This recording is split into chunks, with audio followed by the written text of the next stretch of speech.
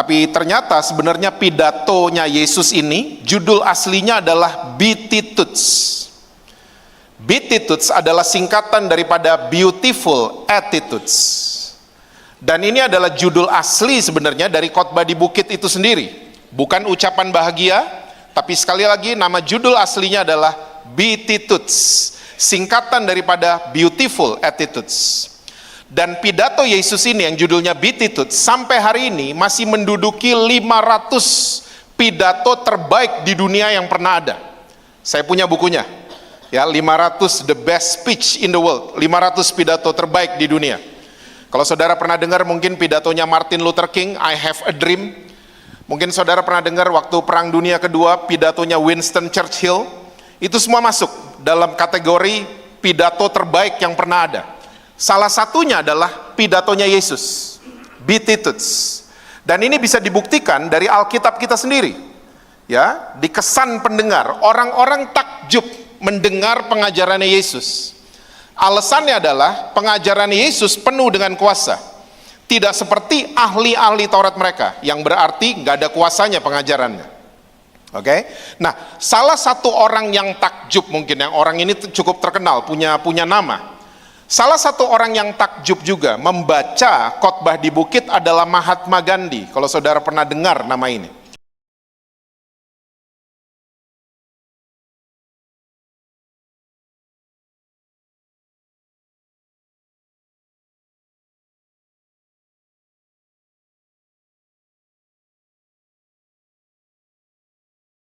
Ini sampai kami meninggalkan ruangan ini, kami mengalami perjumpaan pribadi dengan Tuhan Yesus. Kami harus mengakui ini bersama bahwa kami perlu dituntun oleh firman-Mu. Kami perlu berjalan dengan sahabat kami setiap hari, yaitu Engkau sendiri Tuhan. Saat ini Roh Kudus, mari Engkau ambil alih. Pimpin setiap kami kepada segala kebenaran. Kami siap mendengar saat ini hanya di dalam satu nama yang berkuasa, yaitu nama Tuhan Yesus Kristus. Amin. Amin. Silakan duduk saudara.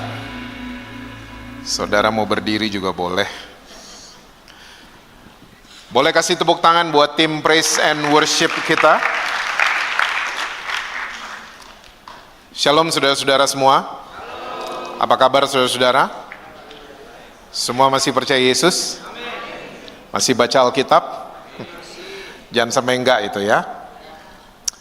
Oke, kita langsung lihat Alkitab kita bersama dalam kitab Matius pasalnya yang kelima, ayatnya yang ketiga sampai dengan ayatnya yang ke-12.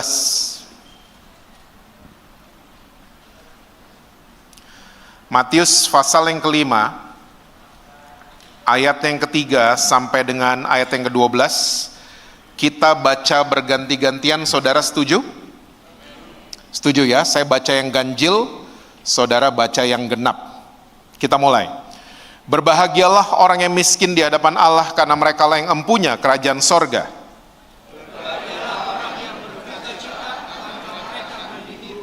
Berbahagialah orang yang lemah lembut, karena mereka akan memiliki bumi.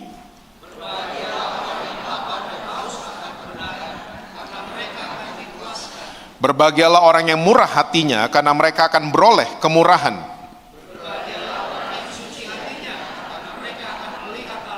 Berbahagialah orang yang membawa damai, karena mereka akan disebut anak-anak Allah.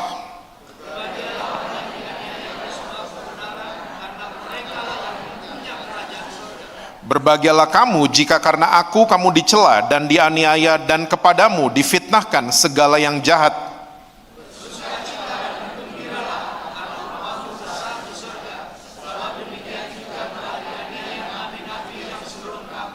Oke, sekarang kita lompat ke Matius pasal yang ke-7, ayat yang ke-28 dan ayat yang ke-29. Itu judul perikopnya, kesan pendengar.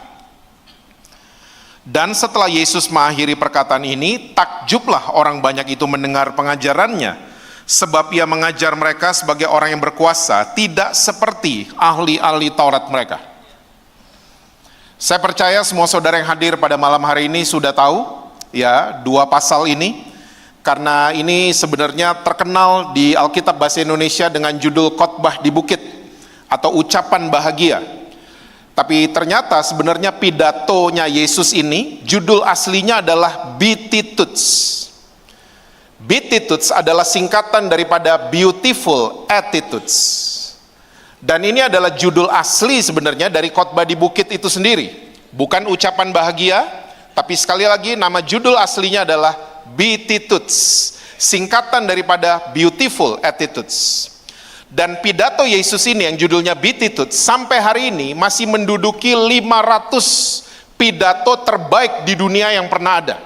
Saya punya bukunya. Ya, 500 the best speech in the world, 500 pidato terbaik di dunia. Kalau saudara pernah dengar mungkin pidatonya Martin Luther King, I Have a Dream.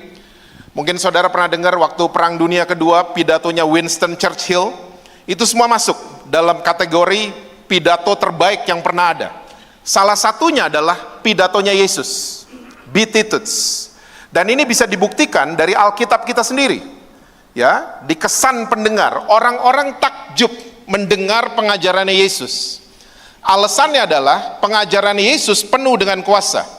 Tidak seperti ahli-ahli Taurat mereka, yang berarti nggak ada kuasanya pengajarannya. Oke? Nah, salah satu orang yang takjub mungkin, yang orang ini cukup terkenal, punya nama. Salah satu orang yang takjub juga membaca khotbah di bukit adalah Mahatma Gandhi. Kalau saudara pernah dengar nama ini. Mahatma Gandhi adalah salah satu pahlawan dari negara yang namanya India. Waktu India sedang dijajah oleh Inggris. Nah, Mahatma Gandhi dia baca nih, Matius 5 sampai Matius 7. Dan habis dia baca khotbah di bukit ini, Beautiful Attitudes ini, Mahatma Gandhi memutuskan, saya hari Minggu harus pergi ke gereja. Karena ini pengajarannya luar biasa banget. Dan tibalah hari Minggu.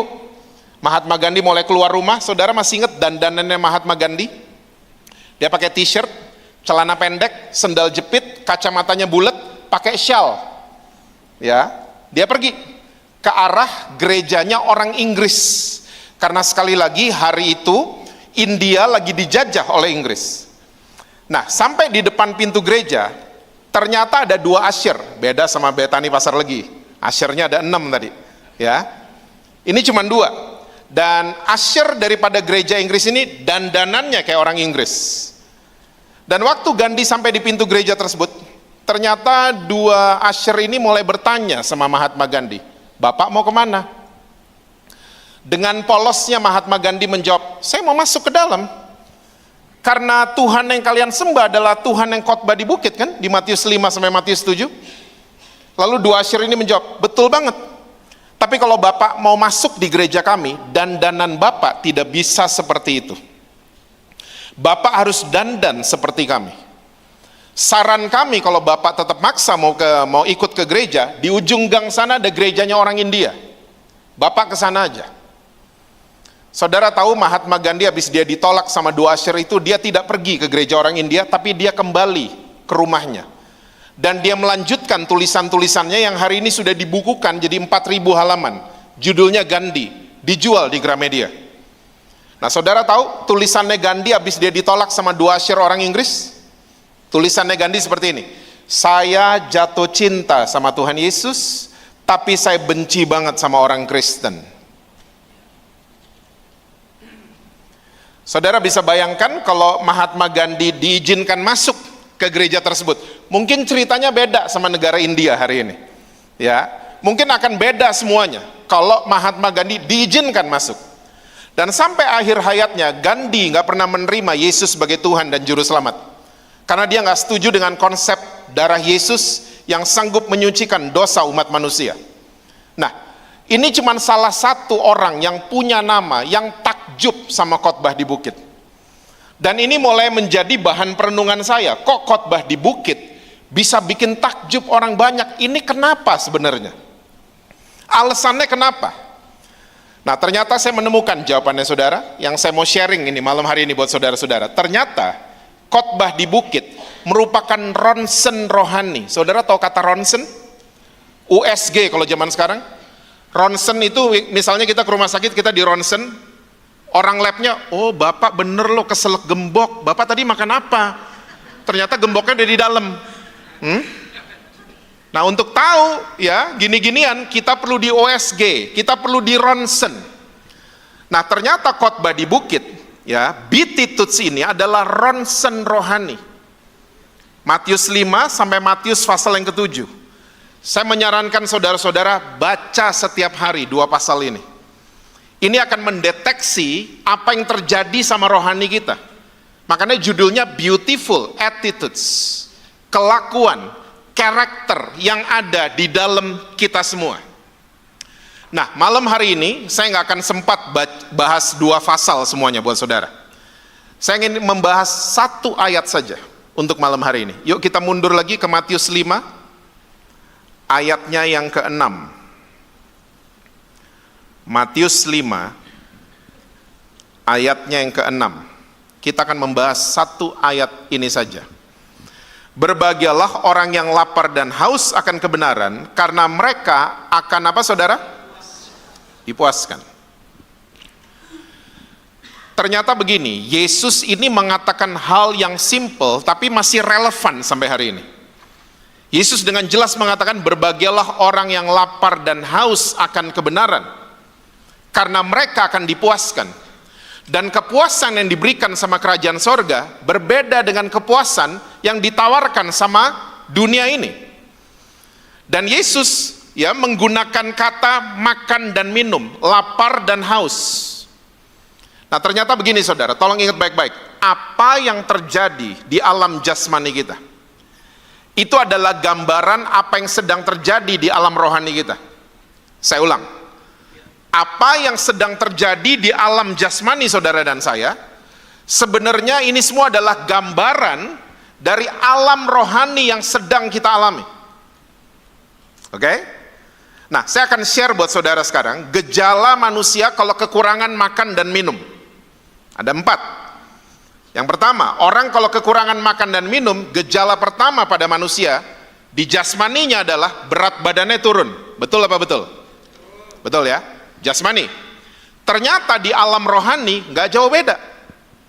Orang yang kekurangan gizi rohani, orang Kristen yang kekurangan asupan gizi rohani, nggak bangkrut sih usahanya, nggak dipecat sih dari pekerjaan, tapi performance-nya mulai turun. Pernah ngalamin? Saya pernah ngalamin. Karena saya berpikir, wah saya udah pelayanan, saya hampir tiap hari ngomongin firman Tuhan, saya nggak perlu asupan rohani. Performance mulai turun. Tiba-tiba tiap akhir bulan nggak pernah closing. Tiba-tiba nggak pernah datengin klien. Tiba-tiba semuanya ngedrop. Tiba-tiba melayani Tuhan sih, tapi nggak berbuah sama sekali. Karena tanpa kita sadari, kita sedang kekurangan gizi rohani. So, sekali lagi, apa yang terjadi di alam jasmani biasanya tidak berbeda dengan apa yang terjadi di alam rohani kita. Gejala pertama. Gejala kedua, orang kalau kekurangan makan dan minum jasmani, badannya mulai dingin. Saya pernah melayani seorang yang narkoba di Jakarta. Dia mau stop dari narkoba, tapi badannya nggak terima kan? Otaknya mengatakan pengen stop, tapi badannya nagih. Kita semua tahu dengan istilah sakau. Pernah dengar istilah itu? Saudara kayaknya nggak tahu apa-apa deh tadi ya? Hah? I'm kidding. Ya, sakau, badannya tuh nagih. Nah, waktu badannya nagih, dia itu nggak pengen makan. Ditawarin makan, ditawarin minum, dia nggak pengen. Yang dia pengen cuman asupan narkoba tersebut. Saudara tahu nggak, di hari yang ketiga Jakarta cuacanya 11-12 sama Solo. Hari ini Solo panasnya luar biasa ya Pak Oktav ya. Ya sampai 35 derajat kalau nggak salah tadi siang. Nah, Jakarta sama Solo itu 11-12. Ini anak waktu dia lagi sako sama narkoba, dia bisa di siang hari jam 12 siang dia keluar rumah, dia pakai baju 3 lapis. Dan lapisan ketiga di luar itu jaket yang tebal sekali, badannya kedinginan karena dia kekurangan makanan jasmani. Nah, di alam rohani ternyata nggak jauh beda. Orang yang kekurangan gizi rohani biasanya jadi dingin.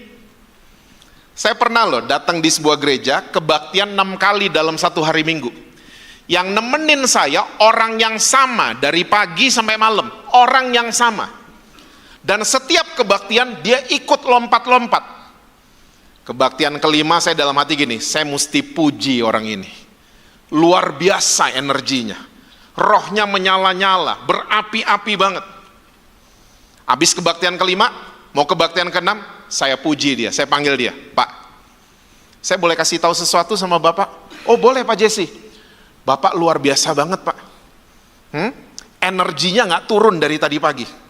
Berapi-api, rohnya menyala-nyala Pak. Bapak luar biasa. Tahu nggak dia jawabannya apa? Dia jawabannya begini, iyalah Pak Jesse, kalau enggak dapur saya nggak ngepul. Saya dalam hati, saya nyesel muji ini orang.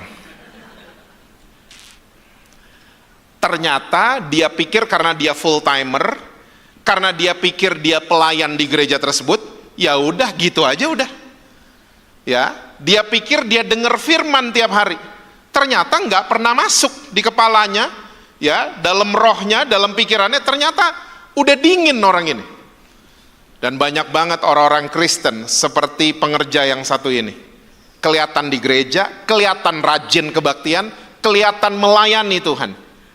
Tapi udah dingin. Dingin keadaan rohaninya. Ya udahlah, nggak ada kerjaan lain, ya udah gini aja lah, ikut-ikutnya, angkat tangan lah. Walaupun nggak ngerti, ikut-ikut aja. Saya pernah, sepupu saya datang saudara dari Belanda, nggak pernah lihat Indonesia. Dia datang di Jakarta. Saya ajak jalan-jalan. Sampai deket Monas, dia bilang gini, Jess boleh berhenti nggak? Kenapa? Saya mau turun, mau foto di depan Monas. Saya berhenti. Dia turun, dia foto-foto. Tiba-tiba dia balik ke mobil, dia bilang, Jess ayo ikut turun. Ngapain? Ikutlah foto sama saya berdua gitu. Dia berapi-api banget, saya males-malesan. Saya takut banget ada jemaat Betani Solo lewat. Ngapain Jesse foto di depan Monas? Sama bule lagi, hah? Saya udah biasa banget sama Monas, karena dari kecil saya lihat Monas. Saya lahir di Jakarta. Ya, naik tol, noleh kanan ada Monas. Dulu masih bayar pakai cash, ya, uang kita ada Monasnya. Masang TV ada Monasnya. Saya lewat Monas udah nggak pernah noleh. Kecuali Monasnya hilang, baru saya noleh. Mana Monasnya? Saya udah dingin sama Monas. Dan ternyata banyak orang Kristen yang kekurangan asupan gizi rohani, sama, jadi dingin. Gejala kedua. Gejala ketiga, orang kalau kekurangan makanan jasmani, biasanya orang tersebut mulai mengalami disorientasi. Saya suka ketemu sama orang-orang Kristen yang puasa sampai 40 hari, saudara. Mereka mulai ngelihat Fata Morgana, saudara masih ingat istilah ini, Fata Morgana? Mereka ngelihat yang aneh-aneh tiba-tiba. Mereka lihat monitor, kok kayak Burger King ya? Hah? Kayak berubah gitu loh semuanya. Mereka lihat pohon kelapa, kayak lihat botol Coca-Cola, Fata Morgana. Karena mereka kekurangan makanan dan minum jasmani, disorientasi. Dan ternyata di alam rohani sama persis. Orang kalau kekurangan gizi rohani, mulai disorientasi kan? Nggak bisa bedain suaminya yang mana. Di Betani Solo nggak ada, ini di Jakarta Selatan, di Jaksel ini. Nggak bisa bedain istrinya yang mana, nggak bisa bedain duitnya yang mana, duitnya atau duit yang bukan punya dia, nggak bisa bedain. Disorientasi. Dan gejala yang keempat, orang kalau udah kekurangan makanan jasmani, dia jadi lemah tubuhnya, gampang terserang penyakit. Dan di alam rohani juga sama. Orang kalau udah kekurangan makan dan minum rohani, kita lemah. Bikin dosa kayaknya udah biasa aja. Rasul Paulus punya istilah, nurani kita udah tumpul. Bohongin customer kayaknya biasa aja. Bohongin suami kayak udah biasa aja. Bohongin istri biasa aja. Karena udah lemah keadaan kita. Jasmani dan rohani gak jauh beda, saudara. Nah, malam hari ini saya akan mulai khotbah saya dengan, tadi belum mulai khotbah. Saya akan mulai khotbah saya dengan share 3 ayat buat saudara. Bagaimana caranya kita menyehatkan rohani kita. Yuk yang pertama, Matius 4 ayat yang keempat. Matius 4 ayatnya yang keempat. Tetapi Yesus menjawab, ada tertulis manusia hidup bukan dari roti saja, tapi dari setiap firman yang keluar dari mulut Allah. Yesus loh yang ngomong nih. Manusia nggak bisa hidup dari roti boy saja ternyata. Tapi manusia harus hidup dari setiap firman yang keluar dari mulut Allah. Saudara mesti sadar, sebelum ada sosmed, ada seorang penulis Kristen namanya Charles Stanley. Ya, dia udah meninggal sekarang. Nah, Charles Stanley dia menulis di bukunya, orang Kristen sebelum sosmed nih, kalau dengar khotbah di gereja, yang keserap cuma 25%. Ya, yang keserap. Hari ini, survei resmi membuktikan, orang Kristen kalau dengerin khotbah, selesai terima doa berkat, kita semua ngapain biasanya? Kita nyalain handphone. Waktu kita nyalain handphone, kita nggak sadar ada ratusan bahkan ribuan informasi masuk di handphone kita. Segala macam TikTok, influencer, semua masuk di handphone kita. Ya, kita nonton satu-satu, pesan makan kita nonton, di mobil kita nonton, sampai di rumah. Ditanya, gimana tadi kebaktian? Seru. Praise and worship-nya keren. Khotbahnya lucu, pendetanya pokoknya. Khotbahnya apa? Kita udah nggak tahu. Dan ini jadi survei resmi bahwa banyak orang sekarang lupa kalau baru dikhotbahin. Bukan salah orang Kristen, bukan. Karena kita lagi kebanjiran informasi.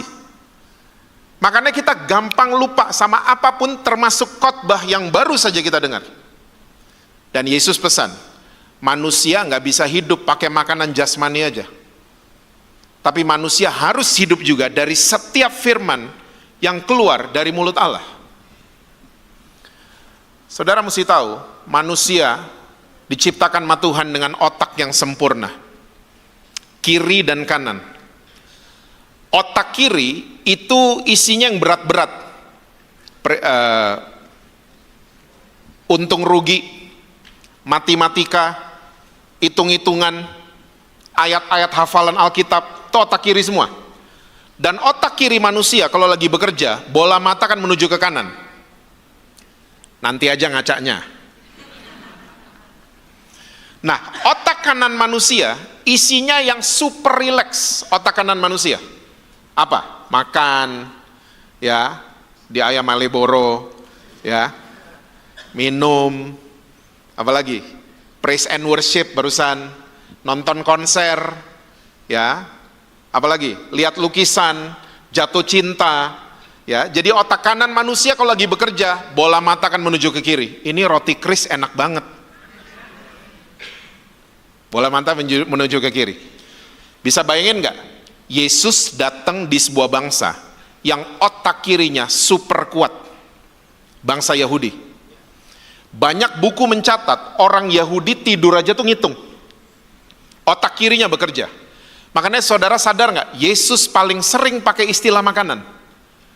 Orang Yahudi lagi bingung liatin Yesus. Siapa sih ini orang ngaku-ngaku Mesias? Otak kiri kan? Yesus dengan santainya, akulah roti hidup. Dengar roti, pindah kanan. Akulah air hidup. Yesus F&B banget. Food and beverage banget Yesus. Dan cara dia melatih 12 murid. Saudara pernah punya foto Yesus ada di ruangan kelas, 12 murid lagi duduk? Gak ada, Yesus depan papan tulis gitu. Gak ada kita foto kayak gitu. Yang semua kita punya adalah Yesus lagi duduk sama 12 murid di meja makan. Bukan di ruang kelas. Dan ternyata metode pelatihan Yesus begitu, di meja makan, di atas danau, ya, di bawah pohon, dan seterusnya. Dan ternyata metode Yesus ini sampai hari ini masih relevan. Coba, deal-deal bisnis besar terjadi di mana? Di ruang meeting atau di meja makan? Meja makan. Waktu nggak ada makanan, kontraknya adendum terus. Salah nih, ganti. Tapi waktu adem ayem datang, ya, salmon bambu datang, kopi sekutu datang, ya. Otak kiri tumpul, otak kanan yang kerja, tanda tangan. Makanya yang masih single kalau menyatakan cinta jangan pernah di atas angkot. Dijamin ditolak. Masterclass loh ini. Ajak makan, ajak makan. Kenapa saya cerita seperti ini? Karena begini. Kita tahu ayat firman Tuhan, tadi saya udah jelaskan. Itu di otak kiri. Kita tahu bahasa asli, latar belakang masuk di otak kiri. Nah, otak kanan sebenarnya digunakan untuk merenungkan firman Tuhan. Kita nggak pakai. Makanya orang Kristen gampang lupa tadi. Sama khotbah lah, sama pengajaran firman. Kita gampang lupa. Karena apa? Kita nggak pernah renungin. Dan waktu kita nggak merenungkan firman Tuhan, siapa masuk di otak kanan kita? Iblis masuk. Dan iblis kasih bahan perenungan yang tentunya bukan firman Tuhan. Bahan perenungan dari iblis, laki orang kita renungin, bini orang kita renungin, khawatir, overthinking, yang kita renungin gitu-gituan. Tahu firman sih, ya, tapi karena nggak pernah direnungin, jadi begitu isi otak kanannya. Makanya Daud tahu persis ginian, dia buka kitab Mazmur dengan mencatat sebuah statement, renungkanlah firman Tuhan seminggu sekali, siang dan malam. Penuhi kepala kita, kiri dan kanan sama firman Tuhan. Karena manusia nggak bisa hidup dari roti saja. Tapi manusia harus hidup dari setiap firman yang keluar dari mulut Allah. Amin, saudara? Ini akan menyehatkan rohani kita. Yang pertama. Yang kedua, Yohanes pasal yang keempat, ayatnya yang ke-34. Yohanes pasal yang keempat. Kata Yesus kepada mereka, makananku ialah melakukan kehendak Dia yang mengutus aku dan menyelesaikan pekerjaannya. Saudara tahu konteks ini? Ini adalah perjumpaan Yesus dengan perempuan dari Samaria. Ya. Dan Yesus waktu datang di sumur Sikar tersebut dalam keadaan fisik yang lemah, capek sekali Yesus. Dan dia lagi lapar, makanya murid-muridnya beriin dia makanan. Ya. Nah, ayat ini waktu murid-muridnya balik, bawa makanan. Guru, nih makanannya udah ada. Yuk makan. Jawaban Yesus begini, makananku adalah melakukan kehendak Dia yang mengutus aku dan menyelesaikan pekerjaannya. Wow. Saya mau bertanya sama Betani Pasar Legi di Solo. Saudara pernah ketemu orang lupa makan?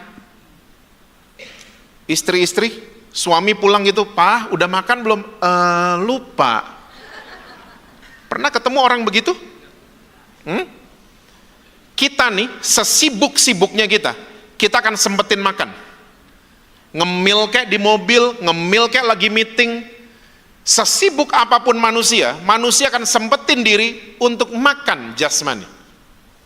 Nah, maksudnya Yesus begini, kalau kamu nggak pernah lupa sama makanan jasmani, ya, jangan pernah lupa melakukan rencana Tuhan dalam kehidupan kita. Makananku adalah melakukan kehendak Dia yang mengutus aku dan menyelesaikan pekerjaannya. Wow. Terus Pak, rencana Tuhan gimana cari taunya? Tanya sama Tuhan, jangan tanya sama dukun. Itu rencananya Tuhan, tanya sama Tuhan. Gimana Pak? Nanti di kamar saudara, tanya baik-baik. Tuhan, apa rencanamu buat pelayanan saya? Apa rencanamu buat usaha saya? Apa rencanamu buat toko saya? Tanya baik-baik sama Tuhan. Dan saya cuma bisa kasihin buat saudara. Rencana Tuhan biasanya jalannya belok-belok. Tapi ujungnya kemenangan nunggu saudara di sana. Karena ada jalan disangka orang lurus, ujungnya maut yang nunggu kita. So dalam ikutin rencana Tuhan, jangan harapin mulus-mulus. Kalau belok-belok itu tanda kita lagi hidup dalam rencana Tuhan. Menghidupi rencana Tuhan. Saya nih suka sedih sama bangsa Indonesia. Bangsa Indonesia diberikan rencana Tuhan luar biasa banget. Bangsa kita ini. Tapi penduduk Indonesianya nggak bangga. Contoh, kopi di Indonesia. Dari Aceh sampai Merauke, kecuali Kalimantan. Itu enak semua. Kopi Arabica hasil daripada tanah di Indonesia. Itu luar biasa semua enaknya. Aceh Gayo, kalau saudara pernah dengar. Sidi Kalang, kopi Lampung, Toraja, Manggarai, Nusa Tenggara Timur, kopi Papua. Luar biasa semua. Kopi Arabicanya dari tanah Indonesia. Dari tanah bangsa kita sendiri. Ya. Nah, tapi orang Indonesia nggak bangga kan? Nggak bangga. Kita lebih bangga kalau duduk di kedai kopi yang gondrong warna hijau ada bintangnya di sini. Wah, kayaknya bangga banget duduk di situ. Sorry. Kopi hitamnya mereka yang gondrong hijau ada bintangnya. Kopi hitamnya mereka nggak enak. Airnya kebanyakan. Jadi cemplang rasanya. Saya kalau kepepet harus ngopi di situ. Saya dikte kasirnya. Saya bilang tolong gelasnya yang paling kecil, double shot espressonya, airnya sampai leher, jangan sampai bintang. Saya dikte kasirnya. Kalau kepepet harus ngopi di situ. Saudara masih ingat donat goreng buatan Indonesia? Ditaruh di dalam plastik, plastiknya ada gula halusnya. Terus dikocok. Saudara tahu nggak? Itu the best donat di planet bumi ini. Itu donat nggak ada obatnya itu donat. Itu donat terenak yang pernah ada. Dalamnya fluffy, kokoh. Itu donat buatan Indonesia, made in Indonesia. Kita nggak bangga. Kita bangga kalau duduk di tempat donat yang depannya J itu kan. Yang kalau donatnya kalau digigit kempes, kempes donatnya. Kita nggak bangga sama apa yang Tuhan udah kasih buat bangsa Indonesia. Kita nggak bangga. Banyak gereja di Jakarta, bukan Betani Solo. Banyak gereja setahun sekali suka pergi ke Australia, ikut conference. Saya nggak apa-apa. Tapi yang saya kenapa adalah, ini orang-orang dari Jakarta nih balik dari Australia, gerejanya mau difotokopi sama gereja Australia. Difotokopi semuanya. Saudara sadar nggak? Fotokopi selalu bagus, tapi kualitasnya nomor 2. Rencana Tuhan buat saudara dan saya, buat Betani Solo, kualitasnya selalu nomor 1. Jangan suka kopi-kopi. Cari tahu Tuhan rencanamu buat saya itu apa, rencanamu buat kami itu apa. Cari tahu baik-baik. Ingat ya saudara, belajar nggak apa-apa, tapi jangan pernah fotokopi. Setuju saudara? Yang kedua. Yang ketiga, Yohanes pasal yang ke-6. Ayatnya yang ke-27. Itu konteksnya soal roti hidup ya. Ini juga Yesus yang ngomong. Yohanes 6 ayat 27. Bekerjalah kata Yesus, bukan untuk makanan yang akan dapat binasa saja, ya, melainkan untuk makanan yang bertahan sampai kepada hidup yang kekal yang akan diberikan anak manusia kepadamu, sebab dialah yang disahkan oleh Bapa Allah dengan materainya.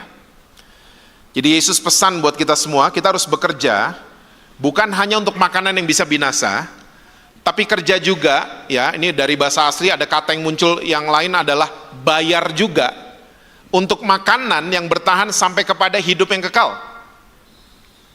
Oke? Nah, pengertian makanan binasa ini apa nih menurut Yesus? Saya mau bertanya dulu buat saudara-saudara. Siapa di tempat ini yang punya makanan favorit? Boleh lihat tangannya? Semua punya pasti ya? Boleh di breakdown nggak? Nggak, tenang aja. Saya nggak suruh saudara maju ke depan. Nggak, tenang aja. Yang favoritnya nasi goreng, boleh lihat tangannya? Ada. Oh, sini nggak ada ya? Sini. Mie goreng? Woi, Kelly angkat tangan terus kayaknya, ha?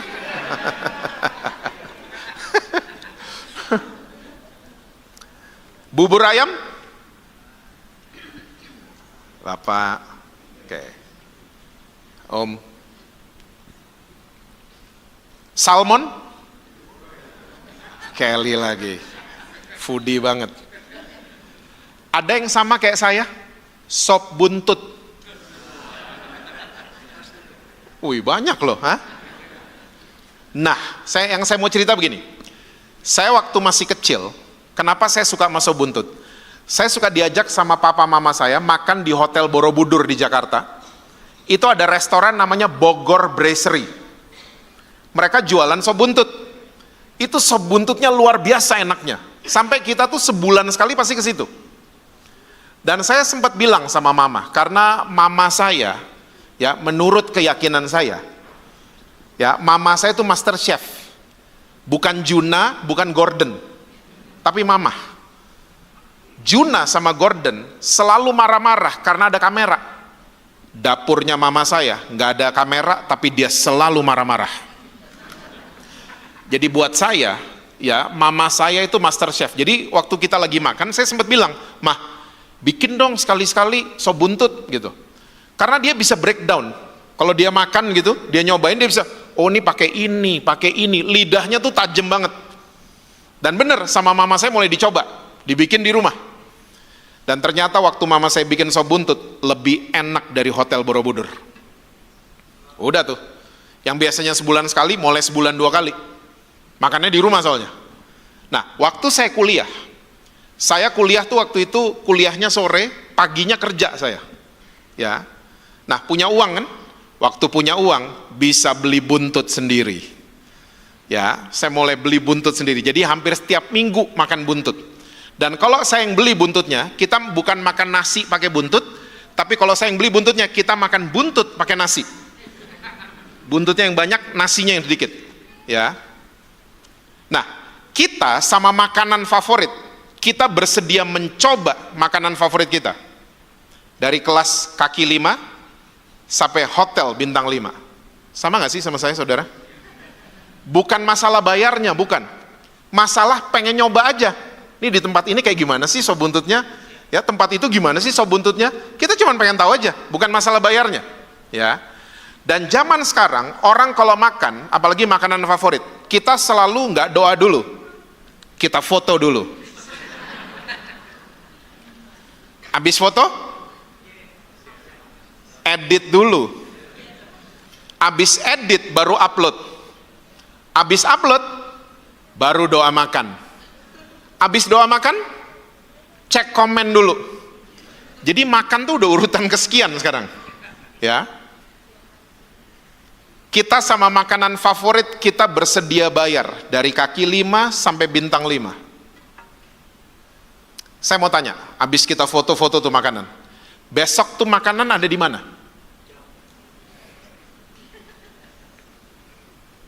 Ada di Jamban. Saya mau tanya, bentuknya masih sama kayak kemarin? Masih mau difoto? Jangan gila. Hah?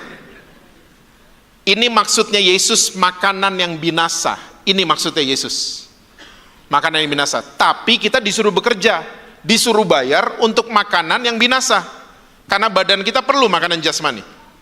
Tapi Yesus pesan, bekerja juga, bayar juga. Makanan yang bertahan sampai hidup yang kekal. Nah, kalau ginian kita nggak mau bayar. Buku rohani 200.000, mahal amat. Tapi makan 500.000 kita bayar.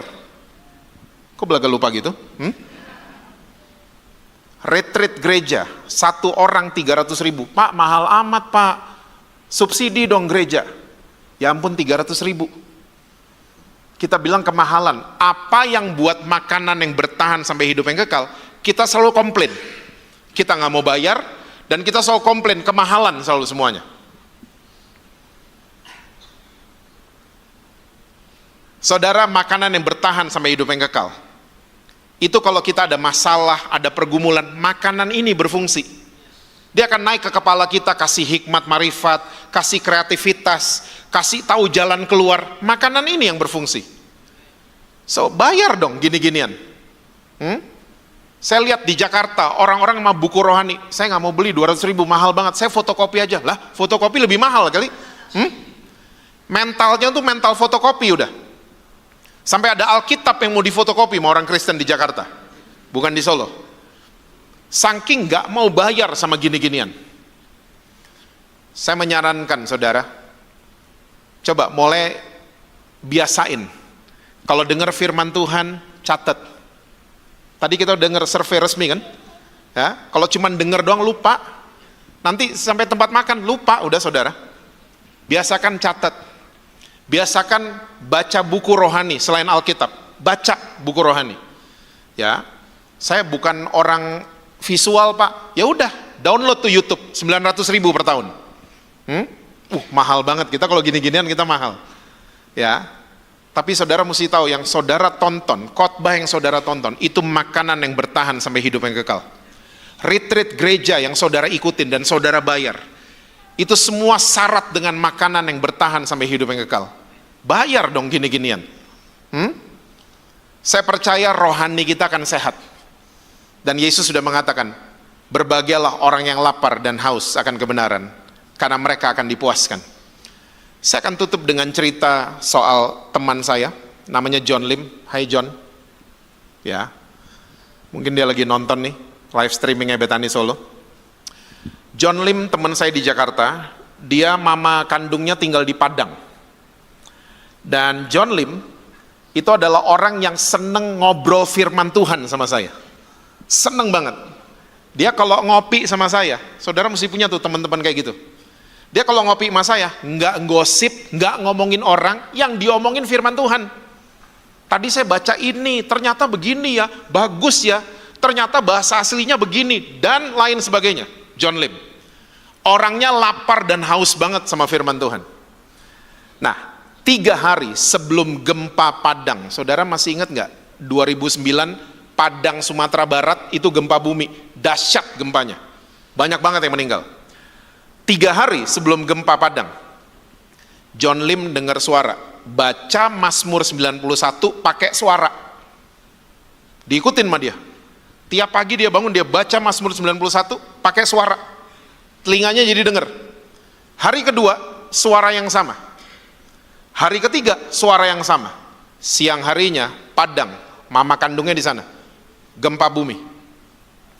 Dia coba telepon, mamanya nggak angkat karena jalur telekomunikasi terputus waktu itu. Kalau saudara masih ingat, ya. Sore hari dia telepon saya, udah goyang suaranya, ya, mewek. Jess, kayaknya nyokap kena kayaknya, udah mewek dia.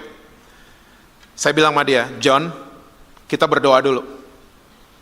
Singkat cerita, malam harinya Asia mamanya nyambung. Masih ingat Asia? Hah? 1 jam 1.000 perak, menit ke 59 mati. Jadi tarifnya kayak biasa. Mesti sejam 1.000 ya. Asia mamanya nyambung, mamanya yang ngangkat. John, teman saya bilang, mama gimana? Amankah di sana? Mama aman. Tetangga-tetangga gimana?